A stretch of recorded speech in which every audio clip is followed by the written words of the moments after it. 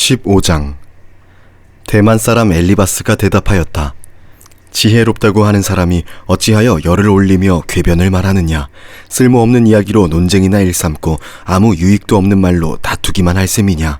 정말 너야말로 하나님을 두려워하는 마음도 내던져버리고 하나님 앞에서 뉘우치며 기도하는 일조차도 팽개쳐버리는구나.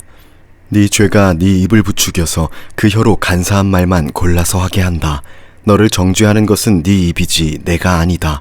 바로 네 입술이 내게 불리하게 증언한다. 네가 맨 처음으로 세상에 태어난 사람이기라도 하며 산보다 먼저 생겨난 존재라도 되느냐. 네가 하나님의 회의를 엿듣기라도 하였느냐. 어찌하여 너만 지혜가 있다고 주장하느냐. 우리가 알지 못하는 어떤 것을 너 혼자만 알고 있기라도 하며 우리가 깨닫지 못하는 그 무엇을 너 혼자만 깨닫기라도 하였다는 말이냐. 우리가 사귀는 사람 가운데는 나이가 많은 이도 있고 머리가 센 이도 있다. 네 아버지보다 나이가 더 든 이도 있다. 하나님이 내게 위로를 베푸시는데도 내게는 그 위로가 별것 아니란 말이냐. 하나님이 내게 부드럽게 말씀하시는데도 내게는 그 말씀이 하찮게 들리느냐. 무엇이 너를 그렇게 건방지게 하였으며 그처럼 눈을 부라리게 하였느냐.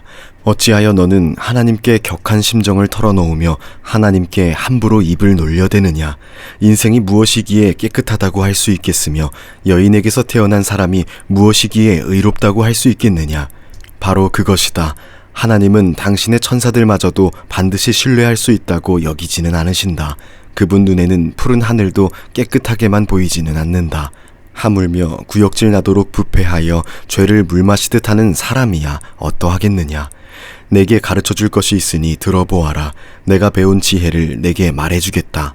이것은 내가 지혜로운 사람들에게서 배운 것이고 지혜로운 사람들도 자기 조상에게서 배운 공개된 지혜다. 그들이 살던 땅은 이방인이 없는 땅이고 거기에서는 아무도 그들을 곁길로 꿰어내서 하나님을 떠나게 하지 못하였다. 악한 일만 저지른 자들은 평생 동안 분노 속에서 고통을 받으며 잔인하게 살아온 자들도 죽는 날까지 같은 형벌을 받는다. 들리는 소식이라고는 다 두려운 소식뿐이고 좀 평안해졌는가 하면 갑자기 파괴하는 자가 들이닥치는 것이다. 그런 사람은 어디에선가 칼이 목숨을 노리고 있으므로 흑암에서 벗어나서 도망할 희망마저 가질 수 없다. 날짐승이 그의 주검을 먹으려고 기다리고 있으니 더 이상 앞날이 없음을 그는 깨닫는다. 재난과 고통이 공격할 준비가 다 된 왕처럼 그를 공포 속에 몰아넣고 칠 것이다. 이것은 모두 그가 하나님께 대항하여 주먹을 휘두르고 전능하신 분을 우습게 여긴 탓이 아니겠느냐. 전능하신 분께 거만하게 달려들고 방패를 앞세우고 그분께 덤빈 탓이다. 비록 얼굴에 기름이 번지르르 흐르고 잘 먹어서 배가 나왔어도 그가 사는 성읍이 곧 폐허가 되고 사는 집도 폐가가 되어서 끝내 돌무더기가 되고 말 것이다.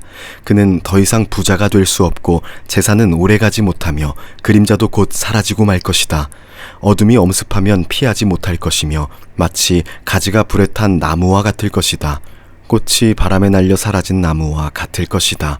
그가 헛것을 의지할 만큼 어리석다면 악이 그가 받을 보상이 될 것이다. 그런 사람은 때가 되지도 않아 미리 시들어버릴 것이며 마른 나뭇가지처럼 되어 다시는 우물 틔우지 못할 것이다. 익지도 않은 포도가 마구 떨어지는 포도나무처럼 되고 꽃이 다 떨어져서 열매를 맺지 못하는 올리브나무처럼 될 것이다. 하나님을 두려워하지 않는 무리는 이렇게 메마르고 뇌물로 지은 장막은 불에 탈 것이다.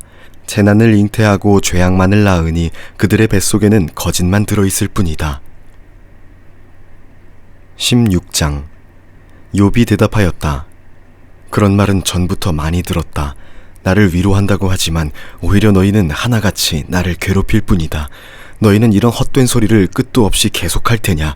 무엇에 홀려서 그렇게 말끝마다 나를 괴롭히느냐? 너희가 내 처지가 되면 나도 너희처럼 말할 수 있을 것이다. 나도 너희에게 마구 말을 퍼부으며 가엾다는 듯이 머리를 내저을 것이다. 내가 입을 열어 여러 가지 말로 너희를 격려하며 입에 발린 말로 너희를 위로하였을 것이다. 내가 아무리 말을 해도 이 고통 줄어들지 않습니다. 입을 다물어 보아도 이 아픔이 떠나가지 않습니다. 주께서 나를 기진맥진하게 하시고 내가 거느리고 있던 자식들을 죽이셨습니다.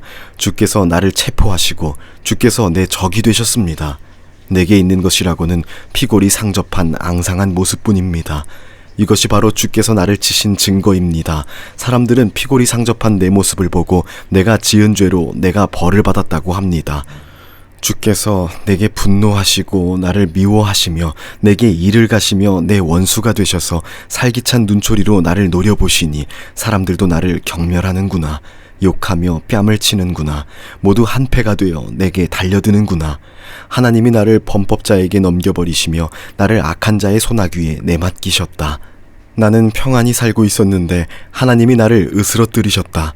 내 목덜미를 잡고 내던져서 나를 부스러뜨리셨다. 그가 나를 세우고 관역을 삼으시니 그가 쏜 화살들이 사방에서 나에게 날아든다. 그가 사정없이 내 허리를 뚫으시고 내 내장을 땅에 쏟아내신다.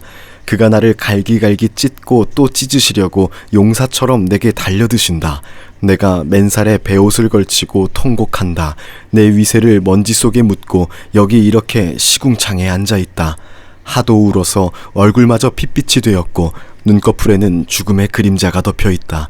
그러나 나는 폭행을 저지른 일이 없으며 내 기도는 언제나 진실하였다. 땅아, 내게 닥쳐온 이 잘못된 일을 숨기지 말아라. 애타게 정의를 찾는 내 부르짖음이 허공에 흩어지게 하지 말아라. 하늘에 내 증인이 계시고 높은 곳에 내 변호인이 계신다. 내 중재자는 내 친구다. 나는 하나님께 눈물로 호소한다.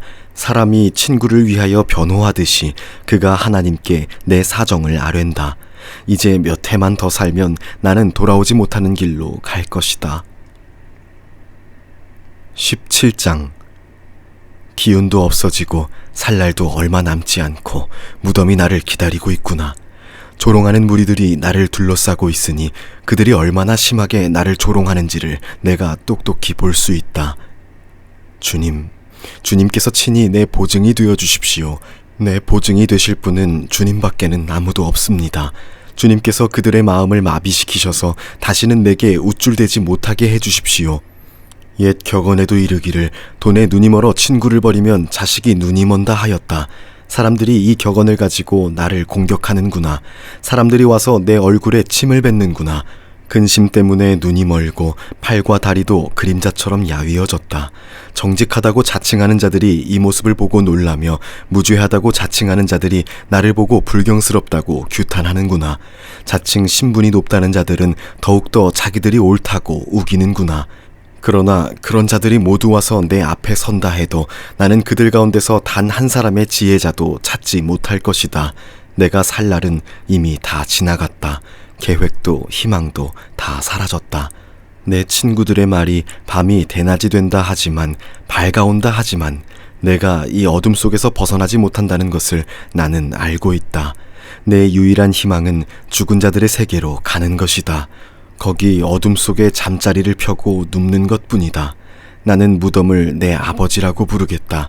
내 주검을 파먹는 구더기를 내 어머니, 내 누이들이라고 부르겠다. 내가 희망을 둘 곳이 달리 더 있는가? 내가 희망을 둘 곳이 달리 어디 있는지 아는 사람이 있는가? 내가 죽은 자들이 있는 곳으로 내려갈 때에 희망이 나와 함께 내려가지 못할 것이다.